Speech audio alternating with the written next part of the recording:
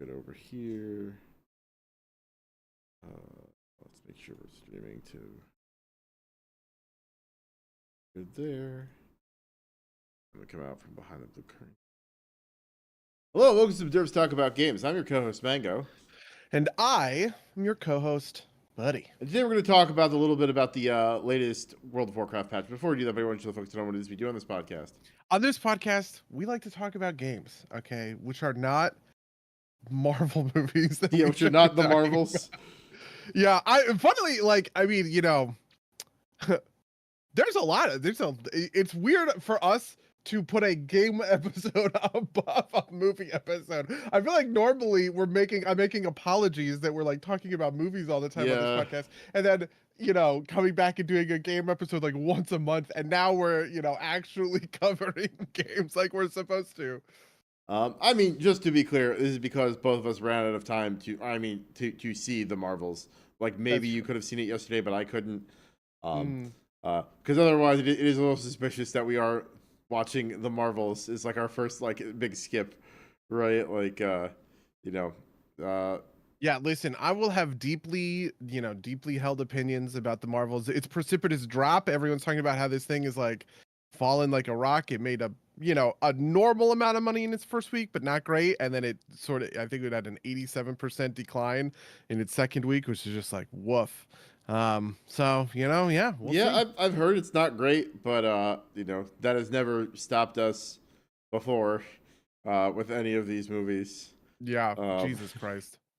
But there's a new WoW patch, and that's the thing that both of us actually played quite a bit of. So, new patch, new zone, new raid, new systems, I guess, new loot, new eye levels, as per usual. This is also the first patch after kind of like this big announcement at BlizzCon where everything forever is going to be great because Chris Metzen farts rainbows and rides unicorns. And I have to imagine some of that has influenced some of this, but what is your take on the current state of World of Warcraft, buddy? I have complicated thoughts. About the current state of World of Warcraft. The 10.2 patch has reinvigorated my interest in the game in a way that it's interesting. I have no idea how to chart when I'm interested in WoW and when I'm off WoW. Like, I would consider 10.1 to be a patch that was mostly kind of off of the game, right?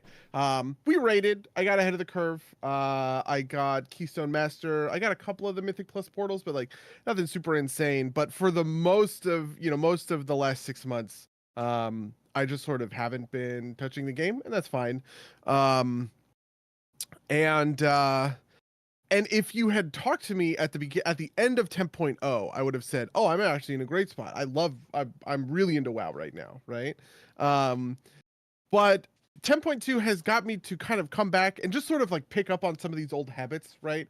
Like doing these weekly quests, that pop up that give you stuff. I've been pumping my professions a little bit, which is just sort of this ongoing, procedure that constantly requires time and attention to like farm up the knowledge points and all that other sort of stuff, all of which I think is pretty good signs in terms of like my interest in the game, but at the same time I also do sort of have like weird issues with kind of the what the Emerald Dream has sort of ended up being, and the state of kind of like WoW as of the patch. Obviously, we're not going to talk too much about the raid.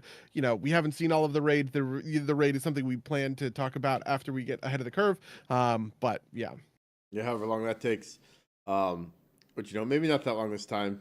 Norm's been going pretty well, but yeah, from my perspective, I'm in a similar place.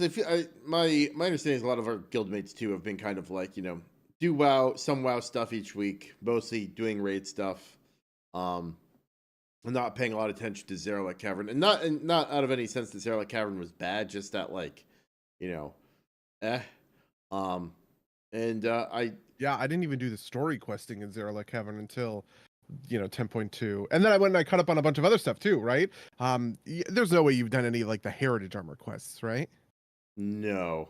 Okay, yeah, because I went and I did those. Is there one for Dark Spear Trolls?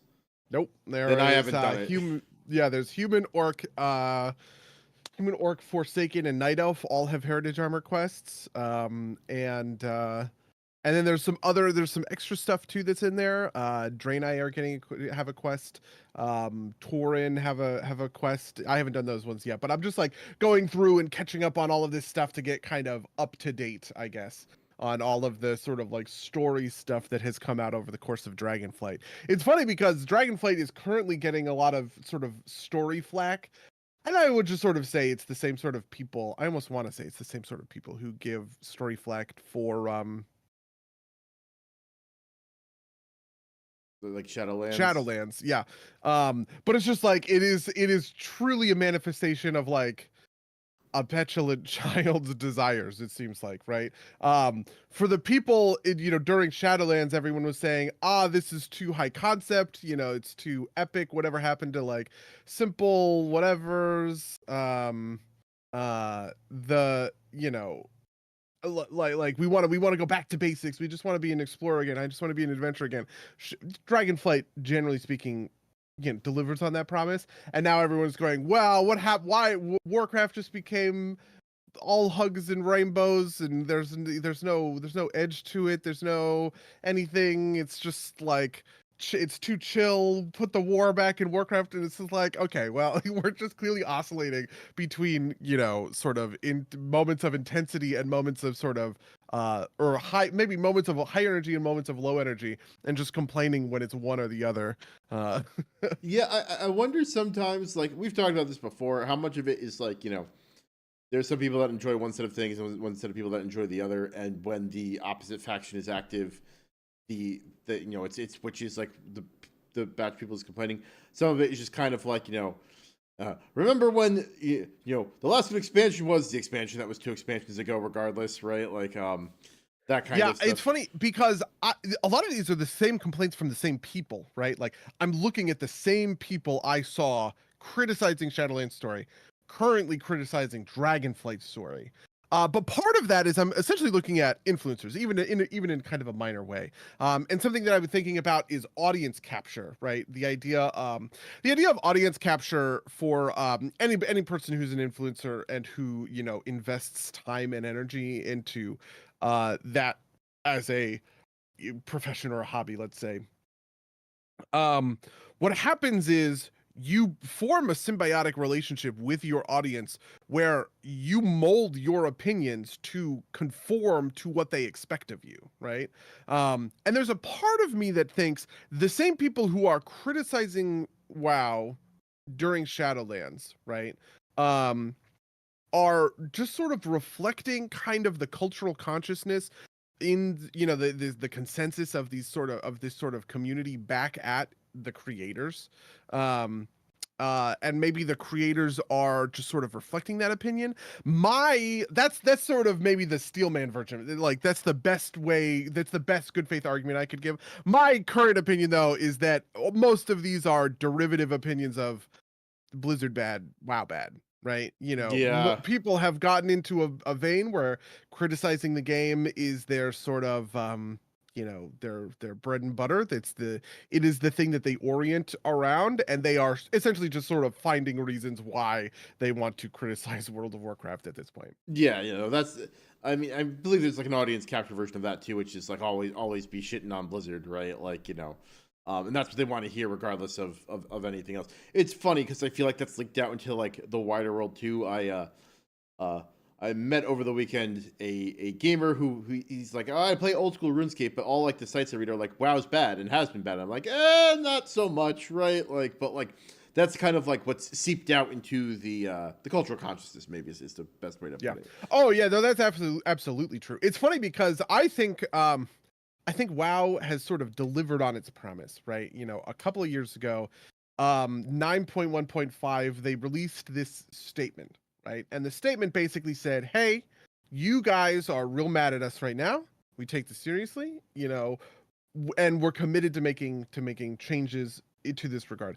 I feel like we're 2 years out from that statement sort of at this point. But I feel like generally speaking, that promise has been kept, right? Yeah. I don't see a lot of stubbornness in like the WoW developers to, fight back against the community to try and do things. Frankly, there are a lot of changes that have been made over the past couple of patches that I personally disagree with, right? One of them, for instance, is that the catalyst is unlocked on week 1. I'm arguing against that on this podcast. I think that's bad, right? I think that bad luck like the catalyst serves as bad luck protection, right? And essentially players then got jealous of people who got tier you really quickly because of luck, because of RNG, and that jealousy fueled them to rail against this system, this bad luck protection, and basically go, why is this open 6 weeks after the raid's launch? It should be open on week 1, and now it is open on week 1, and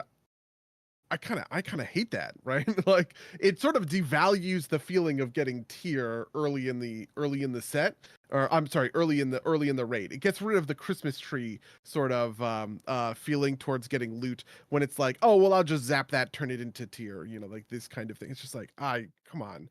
But I look, I'm willing to be outvoted on stuff like this, and I guess I have been. And I think that there are a lot of other changes that are kind of along those sorts of. Yeah, no, I feel some of that. I don't think, or I think I care less like about like I don't think I have a strong opinion about when the catalyst should be unlocked, right? Like, Sure.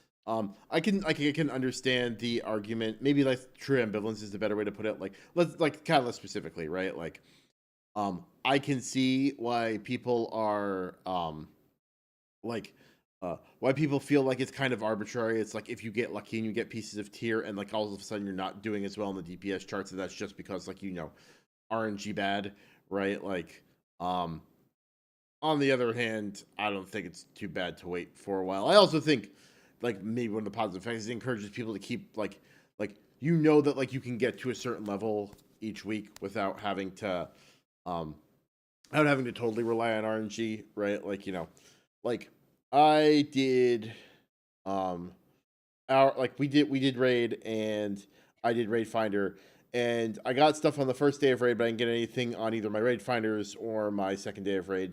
And at least when the rollover happens tomorrow, I will have 2-piece for the new tier set, and that's at least something, right? Like versus like it's like, well, I got non-tier piece sets and I can't actually use one of them right yet because it'll like break the tier set from last tier set, right? But now that it will enable me to get tiers, like like basically this is what's gonna happen tomorrow, right? Like I won a chest on Tuesday. I didn't put it on yet because it's eye level, or it'd break my previous patch tier set. But tomorrow I'll be able to 2-piece the new tier set, and that's better for me. And I can afford to break the last tier set, right? And that feels better to me personally than having to just kind of like hold on to this chest tier set until I'm forced to, I guess, break the tier set otherwise. So I think kind of smooths out that curve. But I see your point. Did any of that make sense at all? You're looking kind of like shifty side to side. I think I understand. I guess I understand. I honestly was doing the own calculation in my head. I was like, is it correct to hold on to the catalyst charges until I get better gear? Like, does it make sense for me to zap a piece now in order to get 2-piece? Or to hold a charge until I get a good piece of gear so that I am zapping the best quality gear that will last me sort of the longest. You know what I mean? That's kind of where I was just thinking about that. See, that's interesting. I've decided to zap pieces more interesting because both patches I have left the expansion with like charges on hold. And part of that's just like me forgetting to like change gear for cosmetic reasons. But like it's like, well, I'll either gain a charge or I'll like get a drop, a gear drop that'll replace it. Yeah, my default in most of these scenarios is bird in the hand. This is my philosophy, right? I think that which is, to be quite honest, very different from my philosophy in other sort of like games or playstyles. I'm always playing towards the long game in almost every other game I can think of, right? Like in Estrella, for instance. Do we have a conversation about this? In Estrella, one of my things is the most difficult stage is actually stage 2, because typically I am just taking really, really hard fights constantly so that I can get as much power as possible. And then when I get to the end of the game, I'm actually just so powerful that it doesn't matter. That at that point I'm kind of just cruising, right? But it's in that second stage where I haven't quite put my build together, and I'm opting into every hard fight that I possibly can because I want as much total power as I possibly can for like the late stages of the game.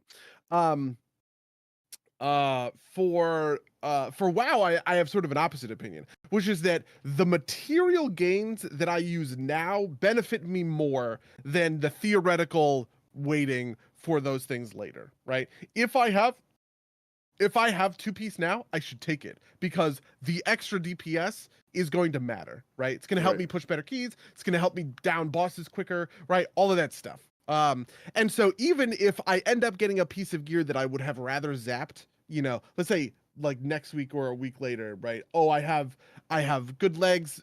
I zap them, then I get great legs. And it's like, okay, well, you know what? I'll just sit on the great legs for a couple more weeks, right? Because the material gains I'm getting now matter sort of more. It's kind of like the opposite of opportunity cost in a way. I mean, that's exactly opportunity cost. Yeah, that's true. I guess it's exactly opportunity. It is. I think of it as embracing opportunity cost, I guess. Right. Yes. You are weighing the opportunity cost is greater than typically opportunity cost denotes a vacuum, right? Whereas this way I'm trying to realize the power of the opportunity, right? And so that's like my current sort of like thinking, but I don't know. I haven't gotten a piece of tier yet. We'll neither have I, and I've got 1 charge from this week, and I'll have 2 charges tomorrow, I guess, and so I will have 2-piece tomorrow. I was holding out on the hope that I would get a tier piece drop, and I would just have to zap 1, and then maybe be like 3 pieces to the win, 3 pieces into the tier, but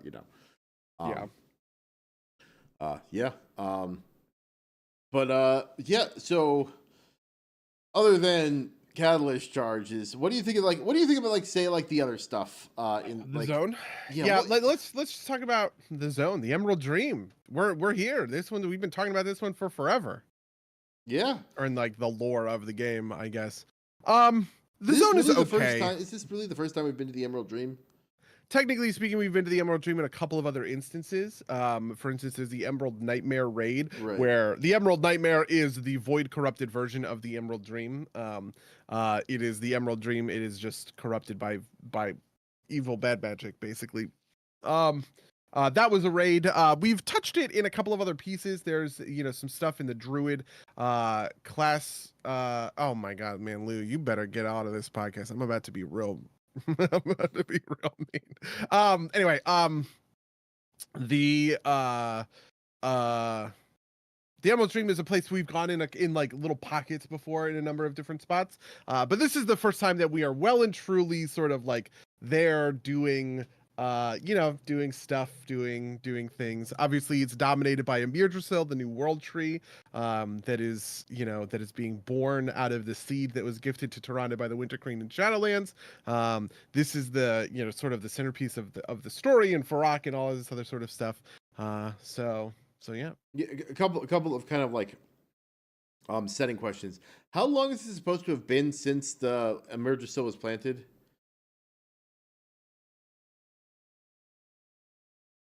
I don't know.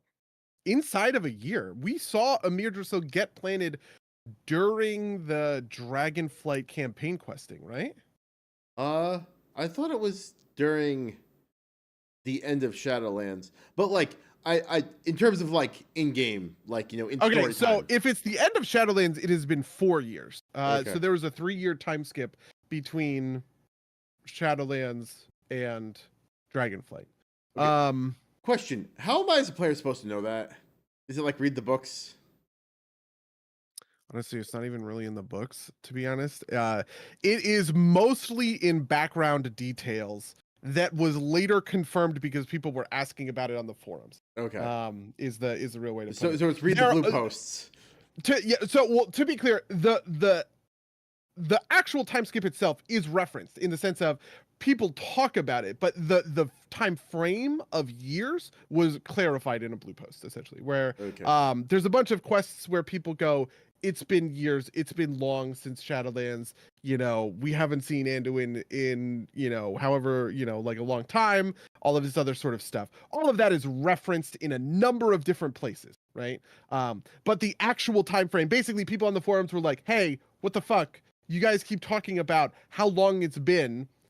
Does this mean a time skip has taken place? And Steve Denuser got on the forums and said, yes, it's been 3 years, right? And that's the actual for real canon number. Okay.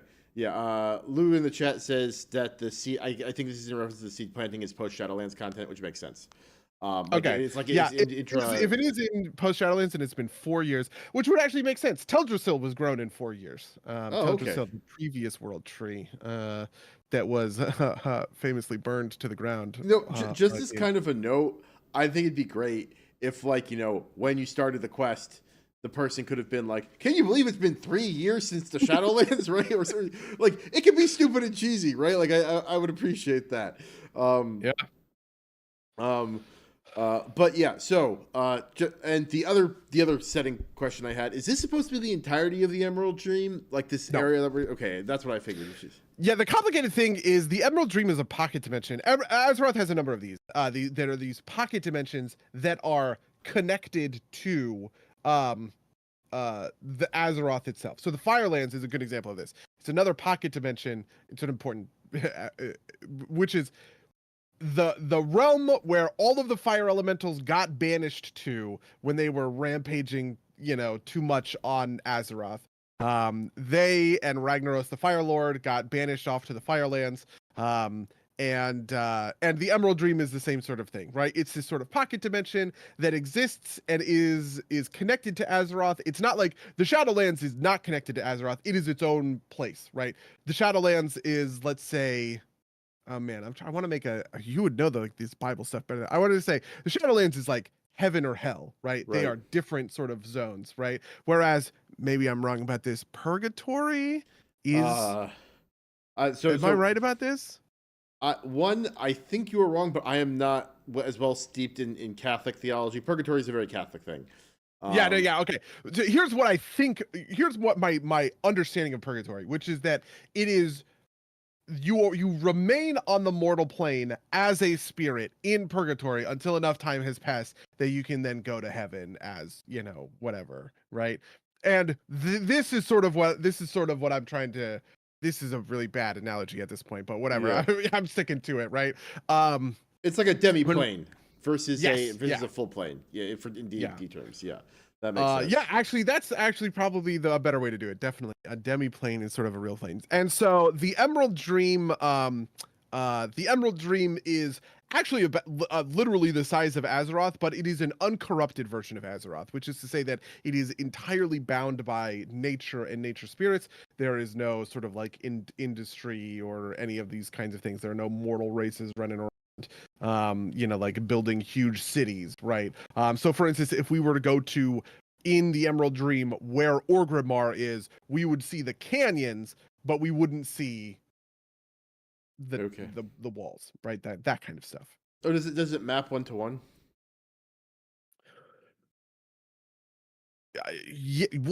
Yes. I mean, I don't know. It's actually complicated. This Emerald Dream doesn't map 1-to-1, but previous versions of the Emerald Dream that we do know have mapped 1-to-1. So, for instance, in the Emerald Nightmare, the Emerald Nightmare maps 1-to-1. Right, when we went to the Emerald Nightmare raid, we were going to spots in the Emerald Dream that were 1-to-1 mapped to, I think it was Thunderbluff, Ungoro Crater, I don't know, there's some other spots, right? Like that are just like spots around the planet of Azeroth, that are, I don't know.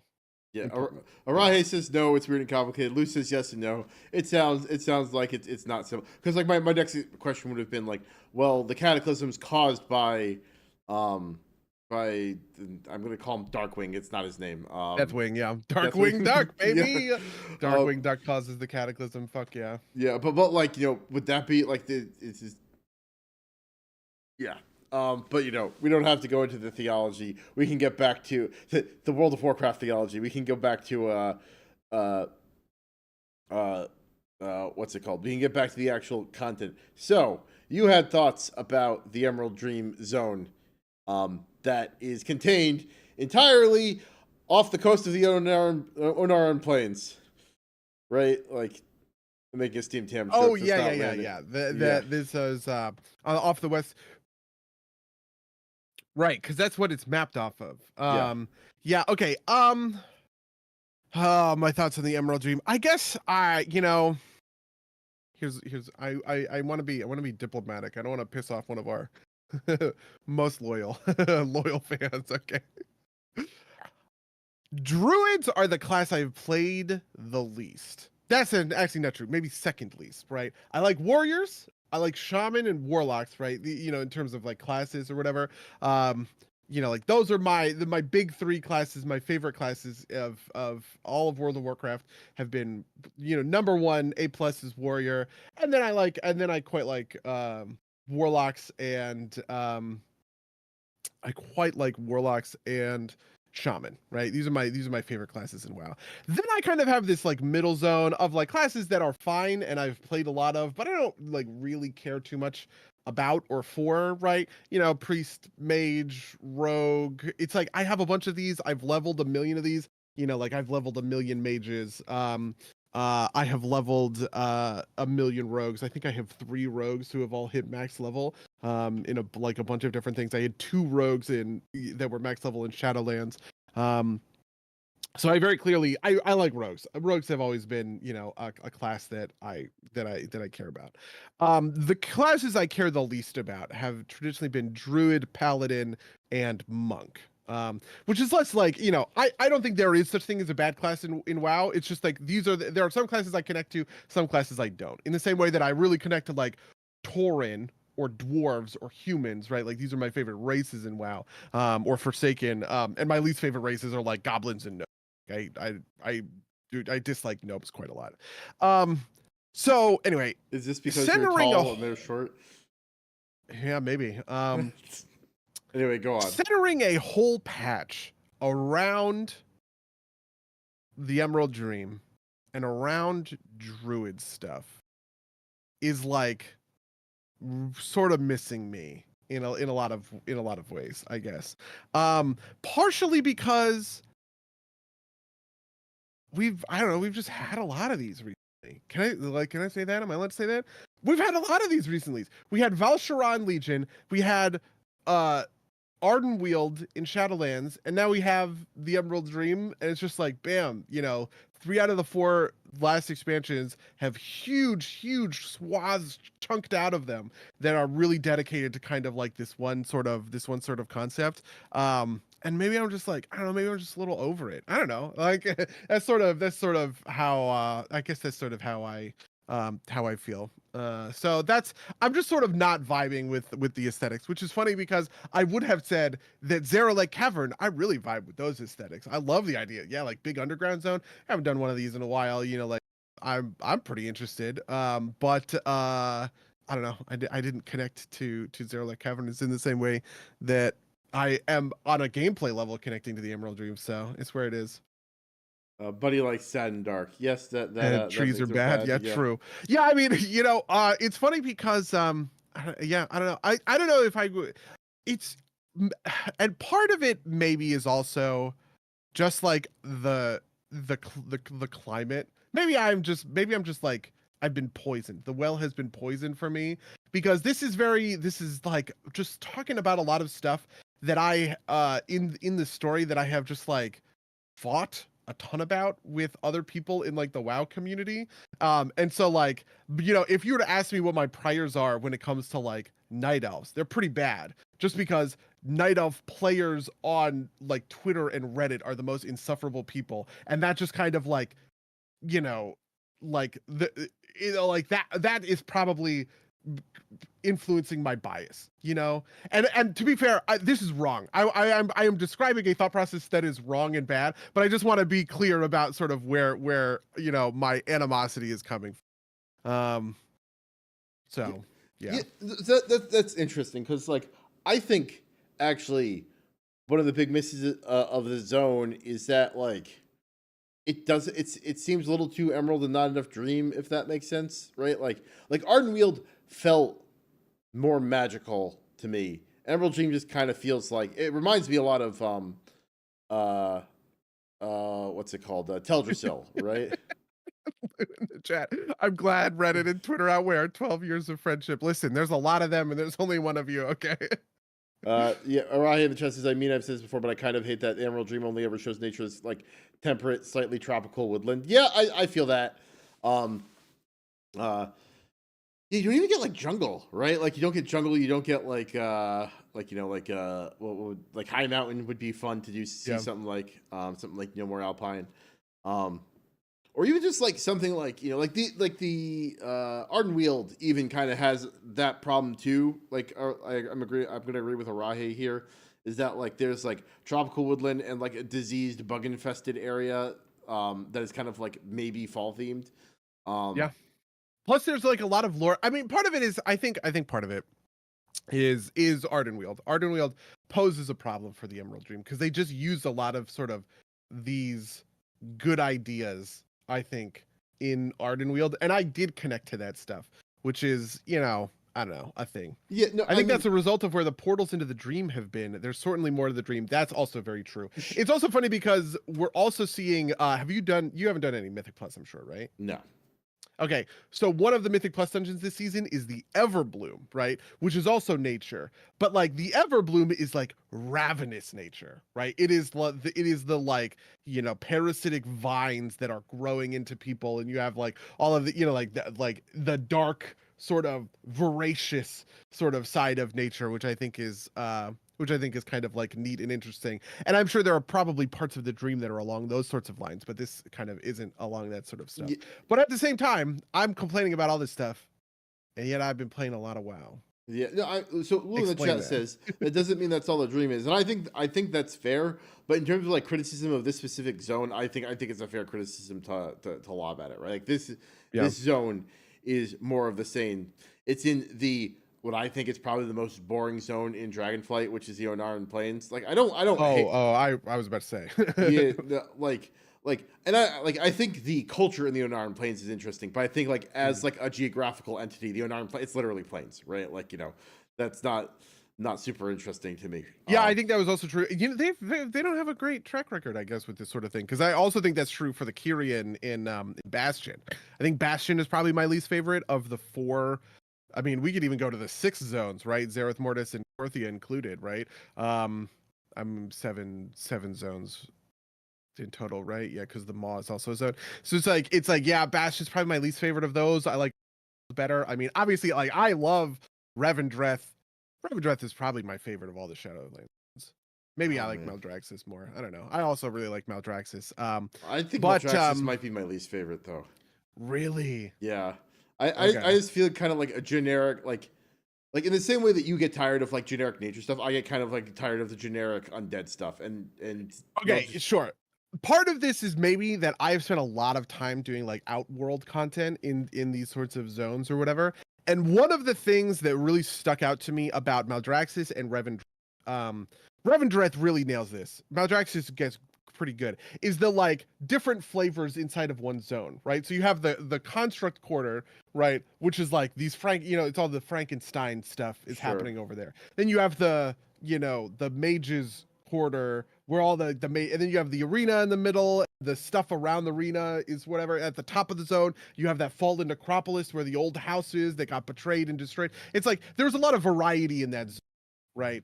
Which I think is maybe the underlying thing that I'm kind of like highlighting when it comes to unfortunately when it comes to like the Emerald Dream, where I'm not stricken by much more than just serene nature and fire. Those are the 2 modes in the zone. No, that's right. I get that. Yeah. I like the Azure Zone least. What is the Azure Zone? Oh, the Grizzly Hills one in the bottom. What is that one called? It's called Azure something, I think. Azure Span. Yeah. I like Azure Span leads. Yeah. Yeah. No, I actually like the Azure Span, but I have a affinity for kind of like alpine type stuff. I mean, it's also kind of where I live, so there's true. That is true. Yeah. Yeah, that's interesting. So that's a little bit where I'm at when it comes to sort of like the zone design and aesthetic and all this sort of stuff. But I would say that um I have been captured by the zone in a very different way than I was captured. Zerlek Cavern, I think I like Zerlek Cavern. Zerlek Cavern has that feeling of like, here are these different spots, right? You have like these acid pools in the middle. You obviously have Avarice and kind of the run up to Avarice on the one side. You have the Zakali camp on the other side. I love that Zakali camp. And sort of the stuff going on there. You have the Loam and the Niffin and everything. You have a lot of variety, right? But just the stuff to do in the zone was really muted and not great, right? You just kind of had like rares. And then this like researchers under fire thing that I was not a huge fan of. And sniff and seeking, which I think is actually pretty cool, where you like go and do these little underground cave things. Those are fine, right? But I just kind of bounced off of Zerlek Cavern in a way. Whereas, you know, the Emerald Dream, the Emerald bounties are really great. Actually, they're just like really well designed, in a sort of surprising way. I don't know that I would have said. What is the mechanic that corresponds to the Emerald bounties? Like The Emerald bounties are planting dream seeds and then doing the dewdrops. Yeah, see, I was gonna say like I don't find those particularly compelling, right? Like usually I end up like planting a seed, and if no one is around, I throw like a single set of dewdrops into them, and then I just like browse the internet while I wait for the 2 minutes to expire. And maybe this is because I'm playing in war mode and there aren't a lot of people around, but like is like I don't feel compelled to like if it feels like it is too hard to do them solo, which makes sense, right? Like like maybe once in a while I'll farm 500 dewdrops to just like fill the thing up, right? Um, maybe you can leave the chest will just sit there. I can also like like if I'm doing them, I'm usually doing them because I need to get like 5 done, right? Mm-hmm. Um, Also, you're doing it wrong. Tell me, Rahe, why I'm in. Explain. Do you not do frenzy? What is frenzy? Frenzy is the thing where for 10 minutes, like the life freaks out in one part of the zone. You go over there, you kill a bunch of things, you farm 1,000,000 dewdrops. Oh yeah. The bonus thing, right? Yeah. Yeah. Yeah, the bonus objective, yeah. And then you got to do Grandpa Tree for all dewdrops. Yes. So the Super Bloom is also an event that only nerds actually collect dewdrops at the place. First of all, fuck yourself. I collect dewdrops at the place, god damn it. And second of all, yeah, I mean, it's not like I don't do Grandpa Tree. I do Grandpa Tree too, but it's just that I have way more seeds than I have dewdrops. You need 500 dewdrops to solo a seed. That's an insane amount of dewdrops. Not only that, but then you have to click the button a bunch, and that's annoying. So Yeah, that's true. Yeah, I mean, a lot of the time I try and find a pack. If the perfect way to do emerald bounties, and this is what I think emerald bounties really soar, is you get a group of people who are all going to do an emerald bounty at once, right? And so I've done this a couple of times.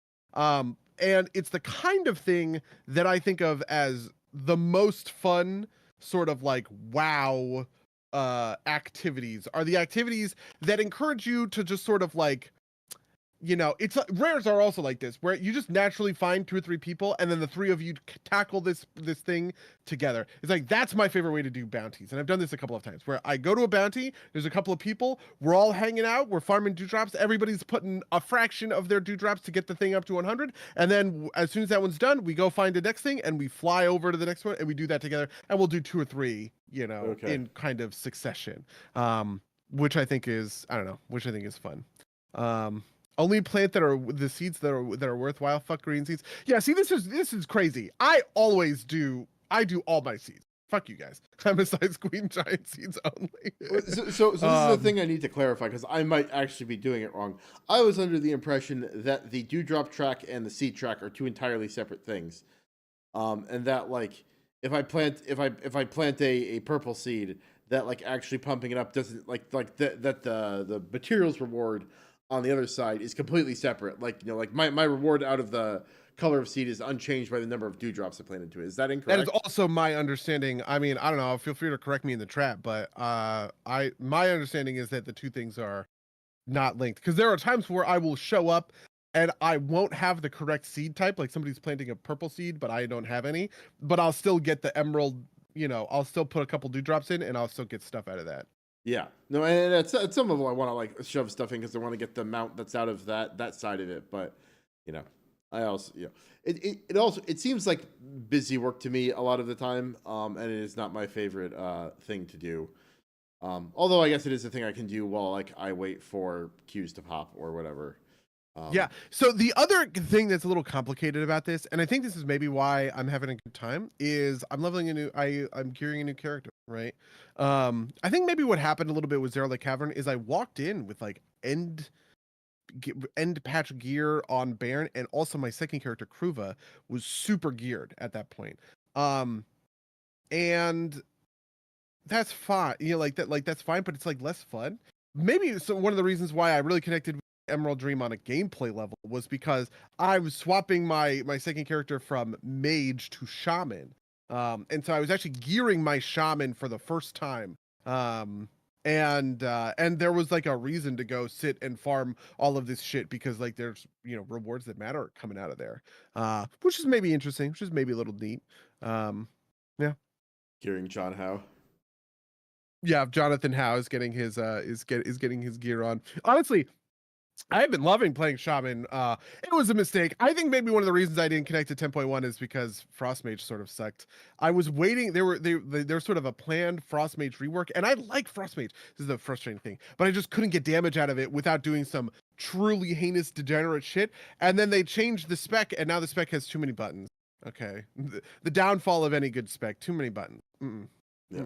Don't like. Okay. This is the part of every expansion where Babylonius, like the High King of Windwalker monks, is like, I'm tired of Windwalker monk being bad yet again. I'm going to play a different class.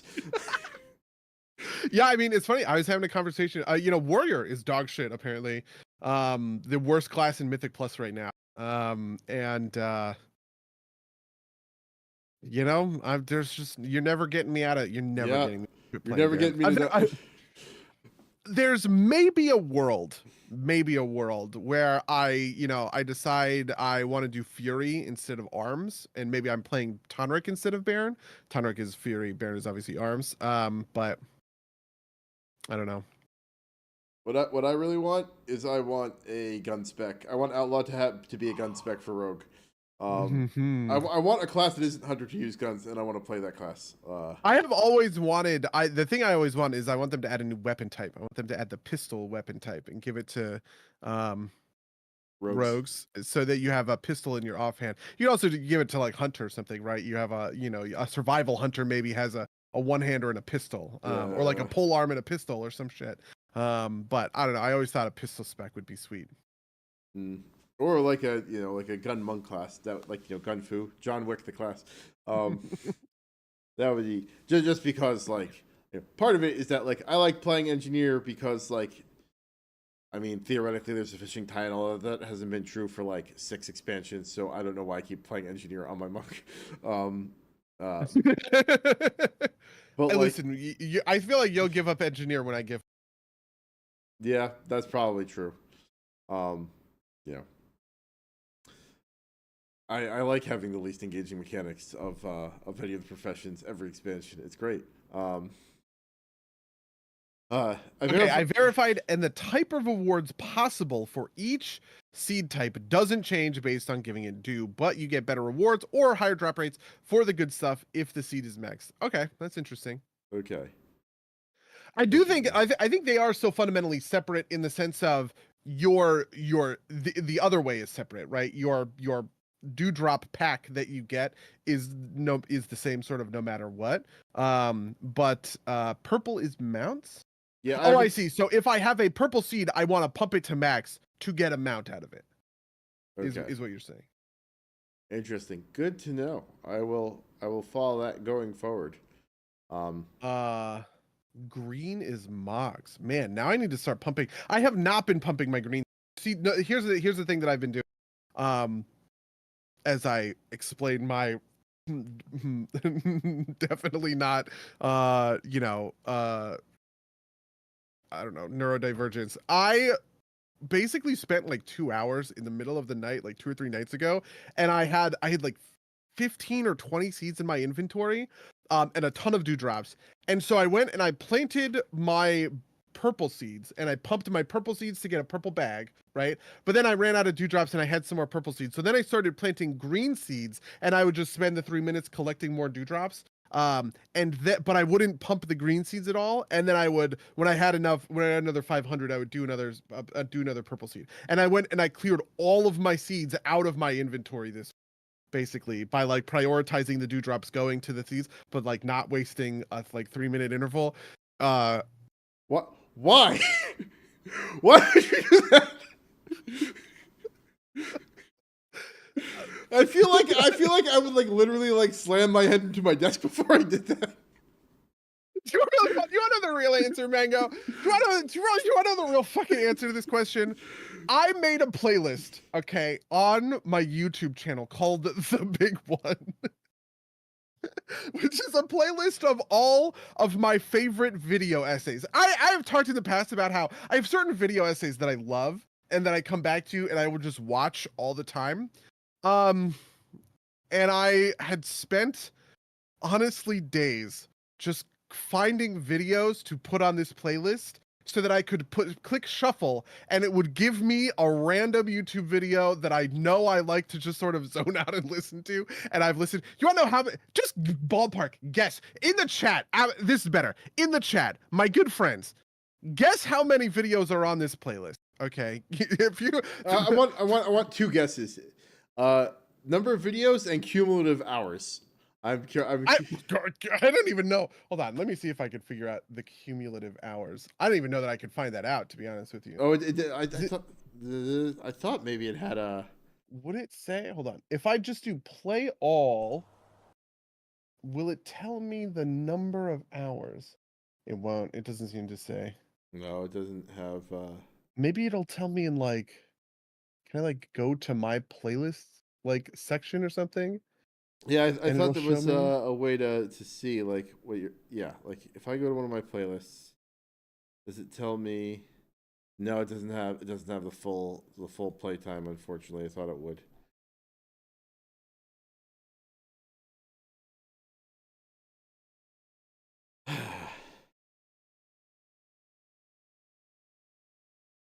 Yeah. Well.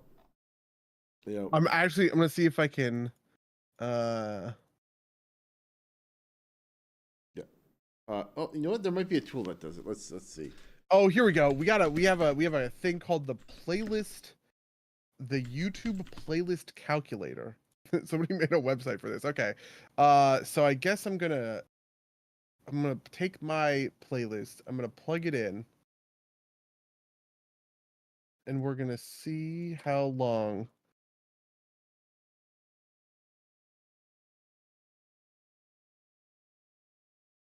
I hope this works. Anyway, oh my god, the total number of it. Do you want to make a guess? The total number of videos and the total duration. All right, I'm gonna say 230 videos at 150 hours.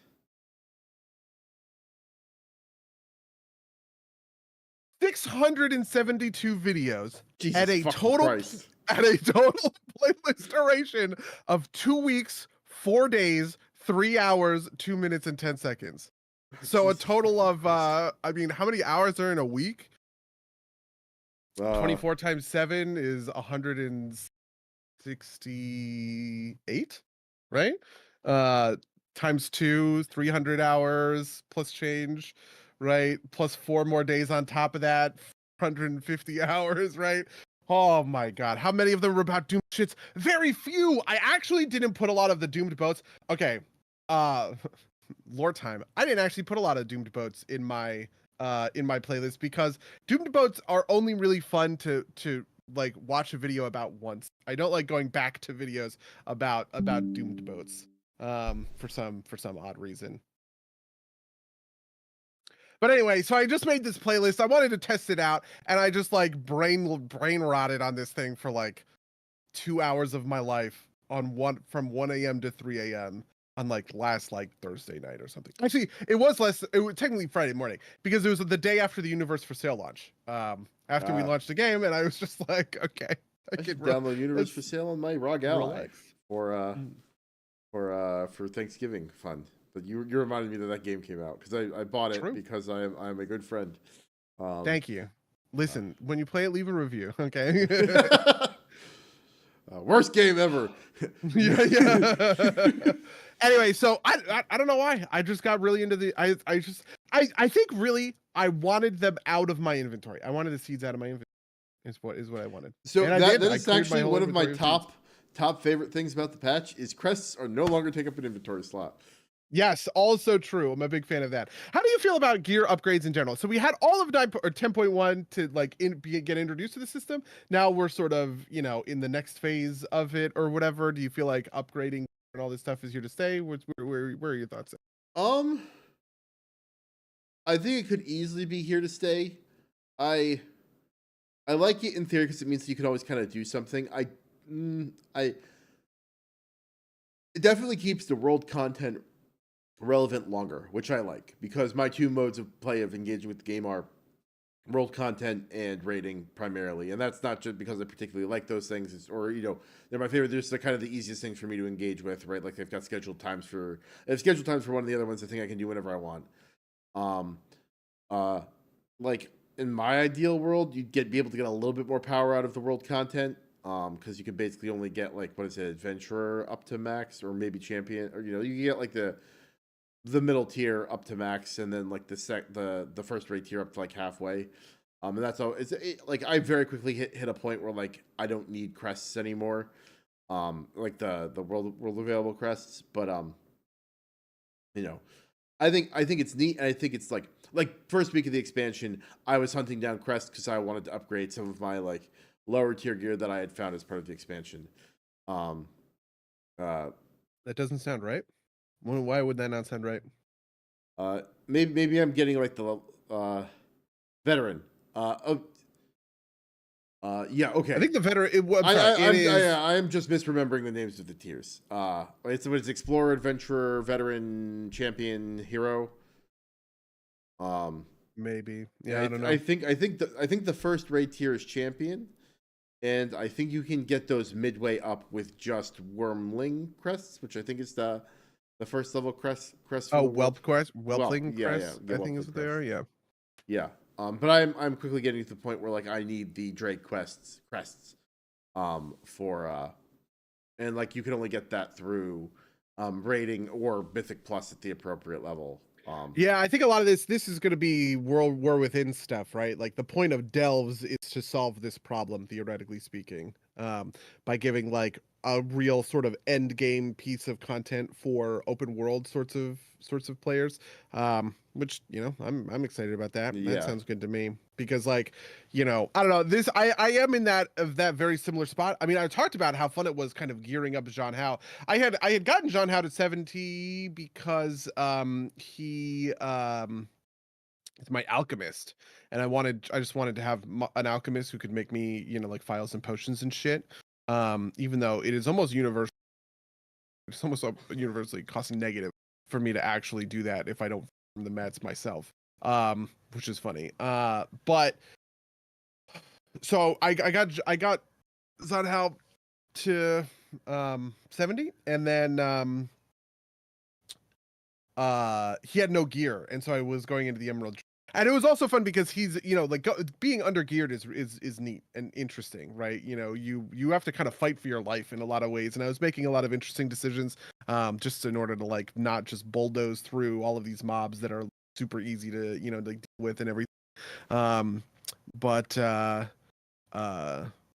other thing about but then by the end of the week I was basically maxed out. Like Jean Hao is already 440, 444, I think, in terms of gear level, just off of a couple of raid pieces. I picked up like 2 or 3 pieces at a raid.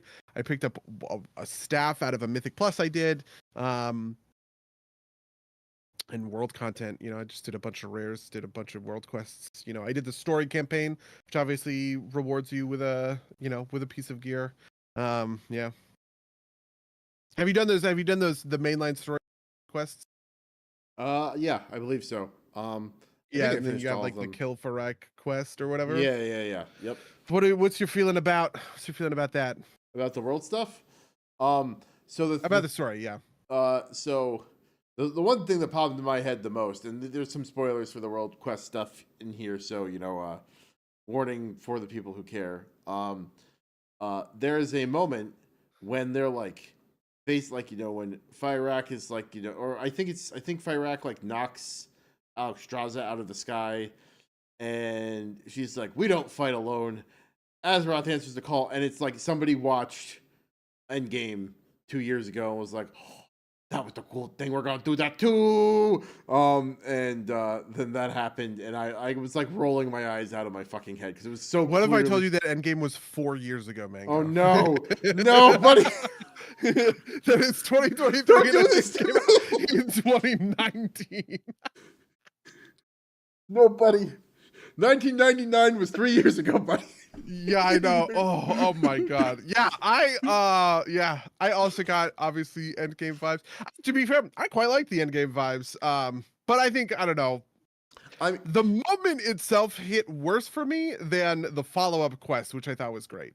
Does that make sense? Yeah, what's the follow-up quest for that? The follow-up quest is you have the Horn of Cenarius and you run around and you blow the horn and you buff them, and then they all have a little dialogue line. Yeah. Perfect. A+. Yeah, I thought that was pretty good too. Yeah, I will agree with that. Like the moment itself just felt like very much like, oh boy, we did the end game, and it just felt like, I don't know. Maybe I'm not engaging with the story closely enough, but I was like, oh, okay, right? Like, yes, the good guys are gonna come and be good guys, but like, it didn't feel particularly earned. Maybe is the right way to put it. I don't know. Yeah, it's one of those. I think the reason that it didn't feel earned is that it is a quest that comes out of sort of. I'm sorry, the stakes of it kind of come out of nowhere, right? Because they established this thing of like Amirdrassil is like, oh, I put in a request for reinforcements all over Azeroth, but nobody's shown up yet. I wonder why. And I was just sort of like, how did we get here? You know what I mean? Yeah. And so it's the kind of thing that they introduce and then pay off like 10 seconds later, and so it's. You don't really have like build up for it in the same sort of way. Like, why don't they just walk through that one portal? We right over there. We just came that way, right? I really enjoyed the kind of like misbegotten dragons like mini quests, right? Like the Nether Drake. I haven't done that one yet. Yeah, this is a side quest, right? Yeah. Yes, right. Yes, you were standing there in Rathian's like, let's go talk to the Nether Drakes, and then I hope this isn't too much spoilers, but after that, you go and talk to the Storm Drakes. And I was like, oh, that is neat. A neat way to tie up those kind of loose ends about the dragons. Yeah, I think I am a big fan of this in general. These side, because there's a bunch of these that are just like sort of side quest content. And if there's anything that has been truly spectacular about Dragonflight, in my opinion, it's this stuff, right? Using small side quests to tell neat little stories, out in the world, right? So we have a couple of Heritage Armor quests that are like this. Unfortunately, the Night Elf one. Did you like the Night Elf one? Before I say anything, what did you think of the Night Elf one? There are 4 of them. There's Forsaken, Human, and Orc, as well as the Night Elf one. All 3 of those are pretty great. Everybody really likes the Orc one, but I actually think the Orc one is the weakest of those 3. And the best one is the Forsaken one. But I also just really like Forsaken as like a group, like a people. Features one of my favorite lore characters, Deathstalker Commander Belmont, who's like, I don't know. He has my he just like has the vibes that are fun, to put in kind of have I ever told you about like the Noble Bright problem with Warcraft? What is? Do you know what? No, I don't think so. Okay, so I would have talked about this a long time ago. The Horde Council is pretty boring to me, and it's because all of the characters have the exact same vibe. They're all Noble Bright, essentially, right? There's nobody really on that council who is like edgy or cuts against the grain, right? You have Bane Bloodhoof Thrall, Lorthamar Theron, Thalrissa, it's just like none of these characters have like an edge or a contrasting sort of personality to them, right? Deathstalker Commander Belmont is like the perfect contrast to that. He is an assassin. He likes to kill people. He is ferociously, like Forsaken nationalistic, and this is true of the whole Forsaken. The Forsaken are run by this council called the Desolate Council. There's Kalia, who is noble bright. You have Lillian Voss, who is like trying her best. She's good. You have Death Stalker Commander Belmont, who just like wants to fuck shit up. You know, he's like mean and angry, but like in a fun way. And then you have the Apothecary Farinell, who is like a mad scientist vibe. Oh, and then you have the Dark Ranger, who's like, I don't know, sort of like Silver, I guess. These are the 5 people on the Desolate Council, and they have these contrasting vibes that make for a really fun sort of group interaction. When you get this group of people in the room, you know, there's this part where where Apothecary Farinell is explaining about like a special plague that he brewed for this thing. And then I think it was Lillian Voss who's like, whoa, we can't be using the plague like this. And he's like, it'll be fine. And it's like they have a little argument about it, which is great. I think that's the kind of thing that makes it sing. A similar thing happens in the human one, which is very, because the human Heritage Armor questline is all about Matthias Shaw and Vanessa Van Cleef, who, you know, one of them is obviously sort of a lawman, like an FBI agent, and the other one is a criminal, right? And so they have these sort of opposite vibes. The Night Elf Heritage Armor quest is better than people really shit on this.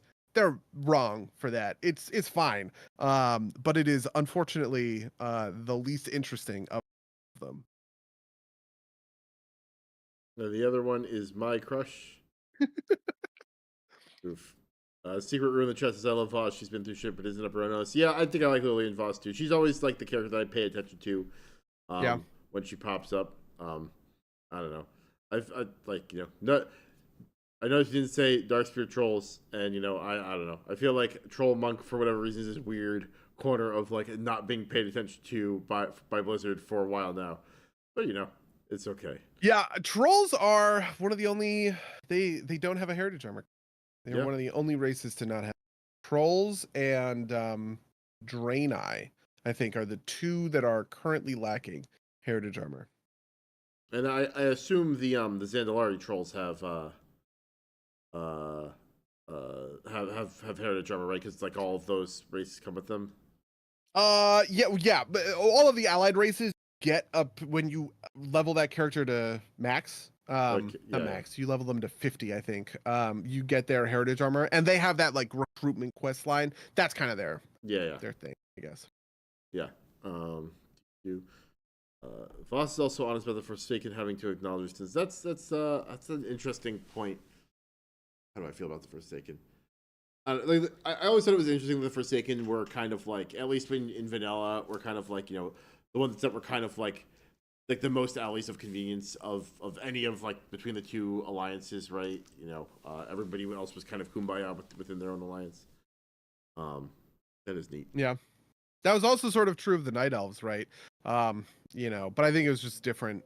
You know, yeah, the Night Elves weren't on like bad terms with the other ones. They were just like, you know, like if I remember correctly, in vanilla, Forsaken started. Oh, do you mean the reputation? Yeah.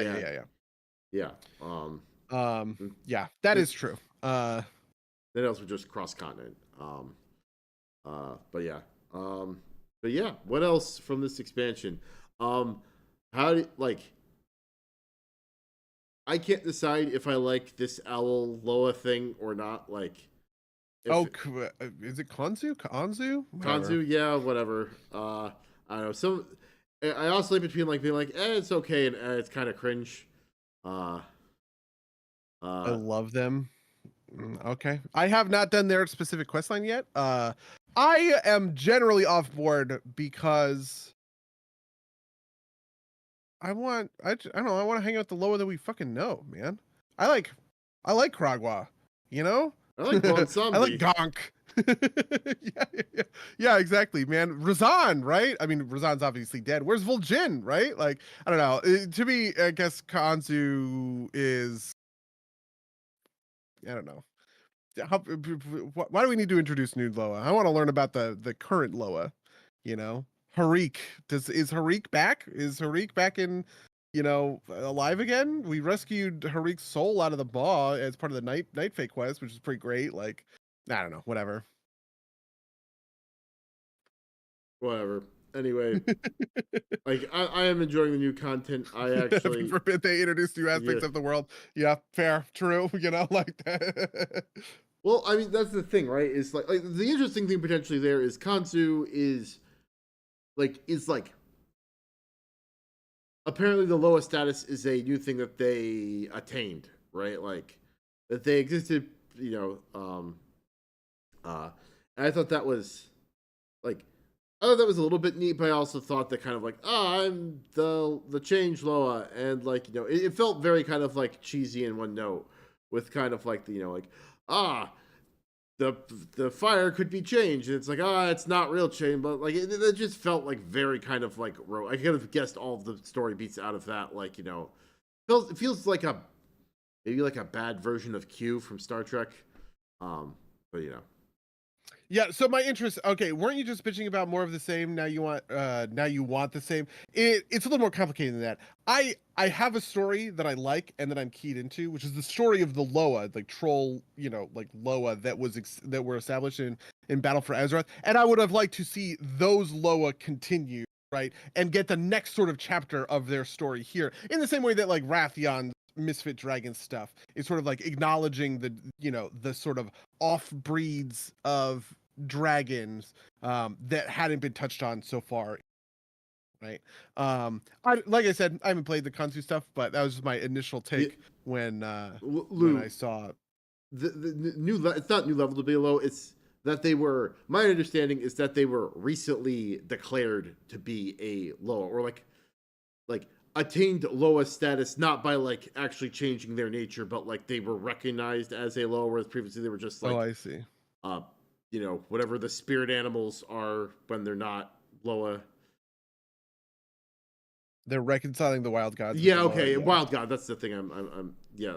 yeah. There's no celestials, right? Have you done all the side quests? This was the one thing I also thought was going to be coming in. I think I've done all the side quests. I mean, Okay. I haven't like check boxed it off, but I like picked up all like the exclamation points and like did them. Yeah, I need to go do all of those. I need to do all of those quests. But I obviously, So, I like the Celestials. The Celestials are also wild gods. I think yeah. some sort of connection here, but whatever. I guess not. Interesting. Lou in the chat says that the wild gods and Loa have always been two names for the same thing, but in the quest line they make up like one of the other wild gods.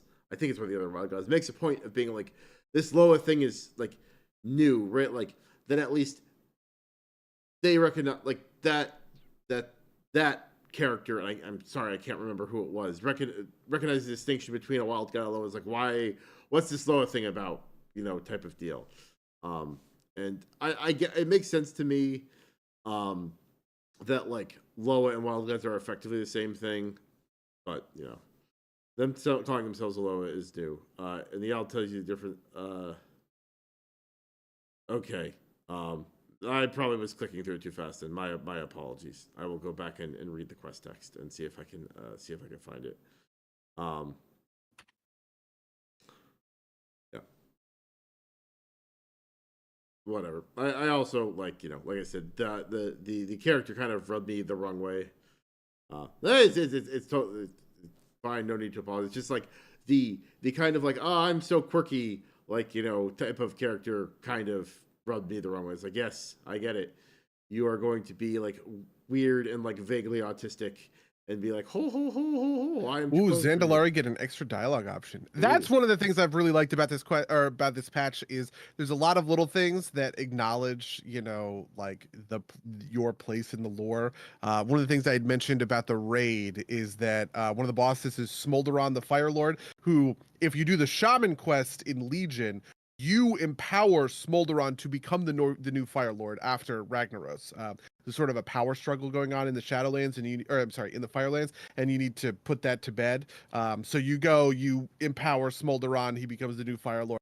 And so he has this line where he's like, I'm gonna kill you with the weapon you put in my hands, Shaman. And it's like that stuff is always super neat. I'm a big fan of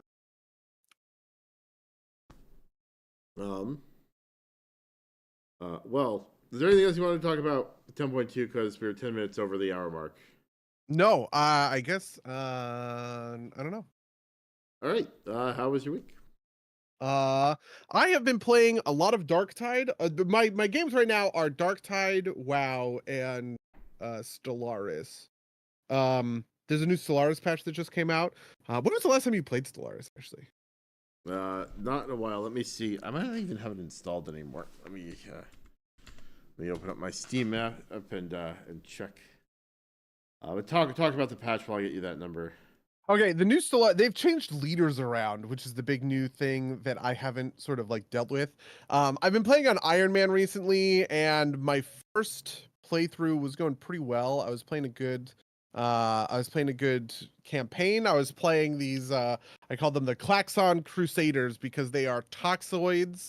They're like toxic creatures with the origin Knights of the Toxic God, which is sort of like the Stellaris version of Jedi, but like there's this great ancient being that ruined their planet. This is the toxic god, and you eventually you like hunt him down and find him, the toxic god. And the toxic god can that, and then well, I won't spoil it. I don't know. Do you care? I don't know. Okay. When you finish the quest for Knights of the Toxic God, you can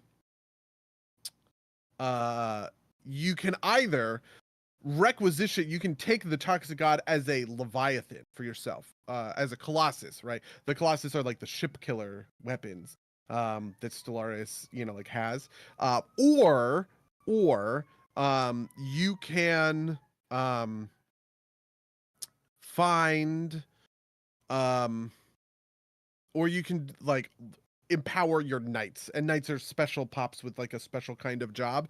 But the way knights work is pretty dumb in the sense that you have an orb station where the knights are. It's like the keep or whatever. And for every 10 units on that, or every 10 pops on that station, you get one additional knight job. So what I did was I did barbaric despoilers, where you can raid and enslave enemy pops when you're at war with them. You just like, if you raid enemy pops off of a planet, you can pull them off that planet and take them into your empire. And then I classified all my slaves as livestock, which is just, you're eating them, you're eating the slaves. And I put all of my livestock on the station so that my station has a huge number of livestock pumping up the population. And then for every 10, livestock, I get one extra night, and I have this like, my nights are insane. But I unfortunately then also paired with another DLC called Become the Crisis, where the point of that DLC is you become the end game crisis by just sort of declaring war on everybody and just like fucking around. Unfortunately, Becoming the Crisis rallied the whole galaxy, and I just kind of can't fend them all off at the same time, so I'm sort of fucked. Anyway, then I started a new game, and now I'm doing science stuff because they include they did this thing called astral rifts, which are sort of like archaeology. But it's like a new form of archaeology. You get like these rifts into alternate dimensions that you can like send scientists to go explore and like do cool shit. And so yeah, I've just sort of been doing that. Yep. To answer your question, last time I played Stellaris was on April 27th of 2020. Wow. Yeah. That is it's been a long time. Absolutely. But yeah. On my end, I have been playing more Street Fighter. I dipped my toes into the new Call of Duty. Not my favorite. I basically bounced off of it. So this is an interesting thing, because what always grips me about Call of Duty is I will jump in and I'll be like, oh boy, a fresh new set of things to level and to relearn and like unlock all the attachments. But they kept all the weapons from the last game, and so my riot shield is there with its platinum skin, and I can just like use it, which is fine. But like I just don't feel as driven to like level the new weapons. It just doesn't feel super interesting to me anymore. So I've bounced off of that. I doubt I'll be playing much more of that. I've been playing Darktide, which has been super fun. What else? Yeah, the new patch for Darktide also, I guess, came out. Which included this new map. That map is hard. That map is way harder than basically every other map, in my opinion. Carnival. Though part of it is just like, I don't know, we've had to like figure out our shit and how we play it. Music is good though. Yeah, that makes sense. Yeah, yeah. What else? Have I been playing anything else? I don't know. I've been playing WoW. I've been playing. You haven't Uh, been playing Warcraft Rumble, right? no, Oh, okay. I don't play that. Oh, but on mobile, I have been playing Puzzmo. Oh, Puzzmo. you told me about this. Yeah. Yeah, I'm interested. Um, it's a bunch of people who I think used to work at the New York Times on their game stuff, and so it's like a collection of small games. It's like a what I'm going to call a non-hardcore crossword. Like my understanding is that they're not particularly intense crosswords. And then there's this game that's called. There's a game that's essentially like columns of letters that you arrange into words. And there's one where it's like spinning tiles. There's one that's um, essentially a grid of letters, but you kind of draw words in it, and it's like Tetris is the wrong word, but like you draw letter chains and then it falls down. And the idea is to maximize your score. And then there's what's called really bad chess, which is just chess but with like randomized pieces. Yeah, I played some really bad chess, which was harder than I thought. I used to be Yeah. good at chess, but I don't know, maybe I suck now. Oh yeah, no, I was gonna say like I have learned that I'm very bad at chess. But it's fun to play. Occasionally they'll do bonus games that are like really hard chess. I'm like, you know what? I think we'll give that one a skip. But Yeah, you know what's funny? The puzzle game. Have you heard of not GeoGuessr, but like the maps version of GeoGuessr? It's on the GeoGuessr site, but it's just like doing map stuff. no, I haven't. This like took over a bunch of streamers. Like a bunch of streamers just started like doing this like map game, and it just shows you the whole world, and it'll be like country, click it, country, click it, country, click it.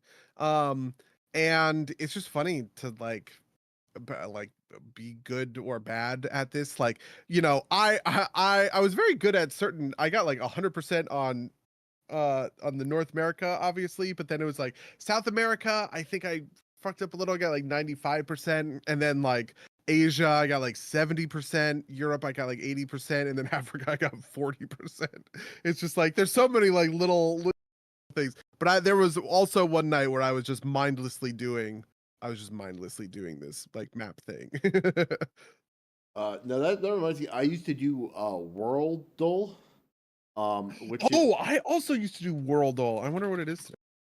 and that was always fun because like I could get like Crusader Kings let me get most of like the Eastern European countries, which otherwise be difficult.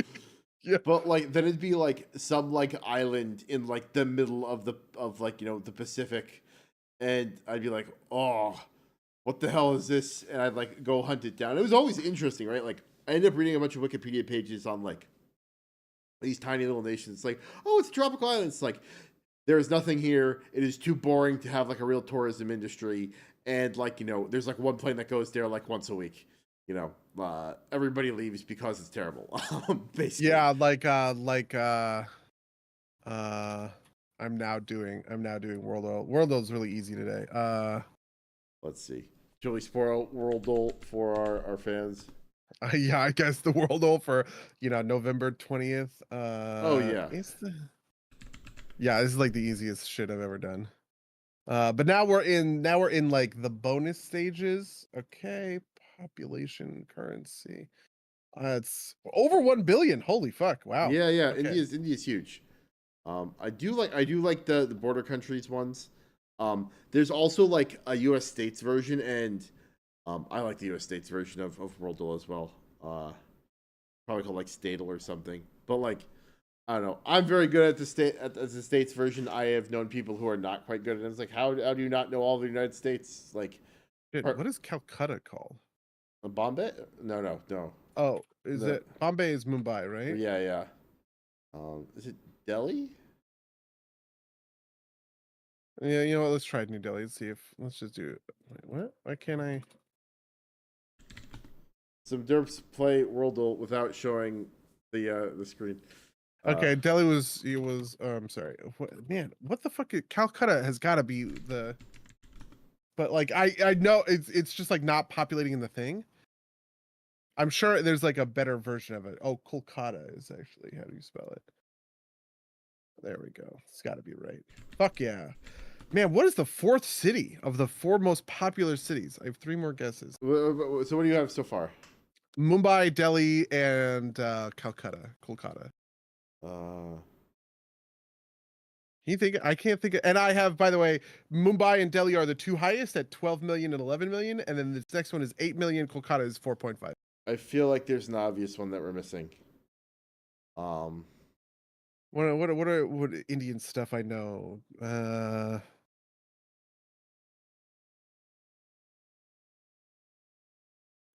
Yeah. Good job, white boy. Listen, I try and be a I try and be a geographic knower of things. I was gonna say, I got on Worldle, I got Bhutan, which I felt very good about. It was a couple of days ago. Lou guesses Hyderabad in the chat, which is Hyderabad. I don't even know what that. I've never heard of that. No, I'm usually pretty good with the Asian countries. Africa is just like there's like a ton of little countries that I can never remember. Yeah. Oh, absolutely. Like I don't know. Like you will never get me to understand Mozambique or I don't know, like Zambia, like where any of the. I mean, some of the little ones in like the south, I kind of know just because like I've got a weird thing about like weird micronations, right? Like, but like all of the kind of like what's like the part that's like if Africa's a backwards P, the part that's like the curve, like the oh the sure, curve yeah, the coastline, right? Yeah, like that. Yeah, that the western coast. the western like the western coastline. That's like the curvy part. Like there's just, so many I know countries. like I can think of Algeria and I can think of Morocco and then it kind of goes down. I'm like I don't know, and then Nigeria also the other one that's over there, and I'm like oh yeah, and then it gets down to like the Democratic Republic of Congo, which I guess is in the middle. Once you're in that sort of part, you're out of that. I don't know, the West Africa. I would say there's probably a thing about like map projections in here, but like Africa's also just like so much bigger than like at least I think of in my conscious, and I think it's true like the American conscious, just because like typical map projections don't like properly size it. It is just so big.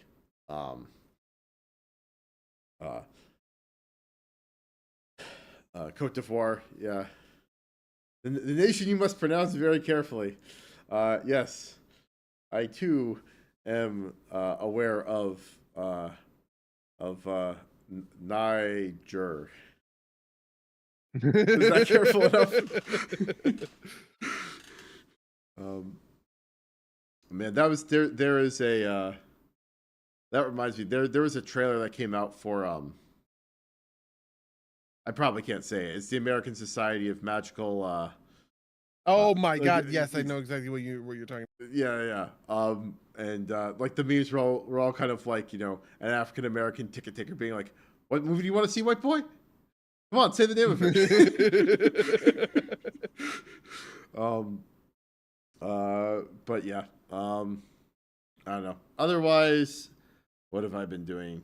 Not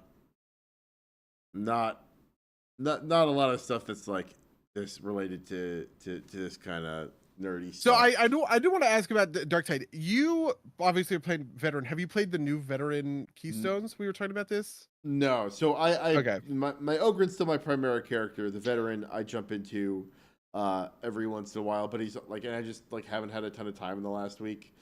I love the veteran. I have like become addicted to the veteran. I found this shotgun on the veteran that is incredibly fun. One of the keys to Darktide that I think is so perfect is they have this special alt fire button. I keep mine to Q, but it might be some different people.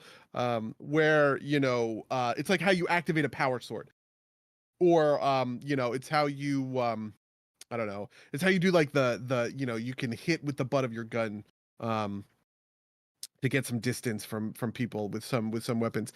There's one shotgun that the veteran has access to where the alt fire, you load in a slug round instead of a cartridge round, right? And it basically turns the sniper rifle into a sniper, or the shotgun into a sniper rifle for one round. It is so satisfying to be able to, you know, have a shotgun that you can then make mid-range or armor piercing kind of like on demand. And it actually kind of feels a little like a sniper rifle, because I will sometimes do this thing where I will fire, load around, fire, load around. It's like I'm essentially using a single target, you know, sniper rifle, but I actually have this shotgun, and if I need to just kind of like unload into horde guys, I can do all of that. I don't know. It's very interesting playing this version of the veteran, because I'm not even really playing the guns version. I'm kind of playing the like the squad leader version, where you can like res people with your shout, and you have a bunch of like ally bonuses stuff. Very cool. Yeah. That makes perfect sense to me. Yeah. No, I've been I am less happy with my Ogren now, just because like I think I liked the guns version of the Ogren best, but right now I have like a grenade launcher and a shield. And it's still fun. It's just kind of like the grenade launcher is it's a less intuitive weapon to use, because like you can beam people with a grenade, which is kind of satisfying, but like it's not actually the most damage, and like, you know, sometimes it'll bounce far enough away. It'll bounce too far away and not blow up. Lou in the chat says, "My knives feel bad now." Lou Big Sag. Yeah, it's because they have like a real cooldown. I don't know what kind of like you go for. I don't know. I haven't used my knives in a while. My new thing on my Psyker has been Sniper Brain Burst, which is super fun. Brain Burst is a thing where you just like target a person, you go like, and then their head explodes. Does like a gazillion damage. But the thing that's the thing that's cool about Brain Burst is there is a thing called Empowered Psionics that says every once in a while you get a stack of this thing and it makes your psionic abilities better. The empowered version of it has half the cast time, half as much damage, 150% damage, right? And crucially, you can guarantee getting a stack when you kill an elite, right?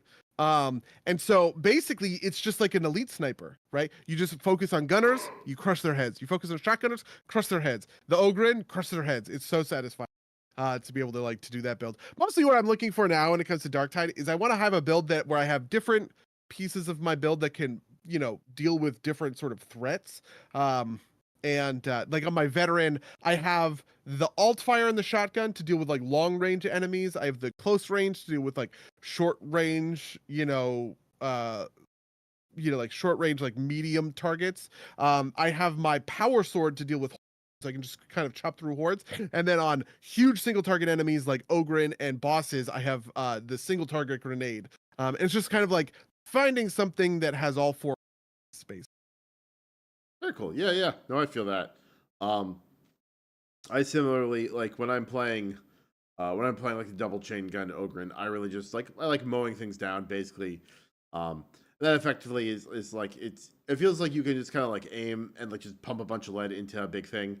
And then like maybe, but like I also like rarely switch out to my melee weapon on that kind of build. But this current one, it feels like, I don't know, block for a while, hope that somebody else handles it, and like maybe fire off a shotgun round. It is not, or not shotgun, a grenade round. Like I really think I just like am not meshing with this grenade gun super well, and I have to figure out Yeah, it's funny. Ogren is probably my least favorite class in Darktide. But the gun I like a lot is the Ripper gun. That kind of like, I don't know. I guess it's maybe a shotgun. Yeah. But like the shotgun gun, I like the one you start out with. I actually enjoyed quite a bit. oh no, I'm sorry, not that one. It's the one where you hold it. It has like the can opener on the front, and it fires in like boom boom, or like burst fire, but with like insane recoil. Yeah. No, I know what you're talking about. Yeah. Yep. But yeah. I don't know. Maybe that's it. Maybe that's all she wrote. Apparently you need to go raid in 6 minutes. I do need to go raid. I do know about this. I am secretly coordinating behind the scenes of the podcast. Okay. All right. Well, we'll let you go raid then. I will say, if you'd like to email us about any of the stuff we talked about in this week's podcast, you can reach us at some derpsplaygames@gmail.com, podcast@derpsplaygames.com. What else? You can rate review us on iTunes or wherever you find podcasts. Links to everything will be in the description. Bud, you have anything you're looking to promote? Universe for Sale is out. Universe for Sale came out last Thursday. Award-winning, beautiful title from Italian comic book art. Okay. And if you play it, leave a review on Steam. Okay, you guys. All right. Well, with that, I'm going to say until next time, dear listeners. Until next time, loyal listeners.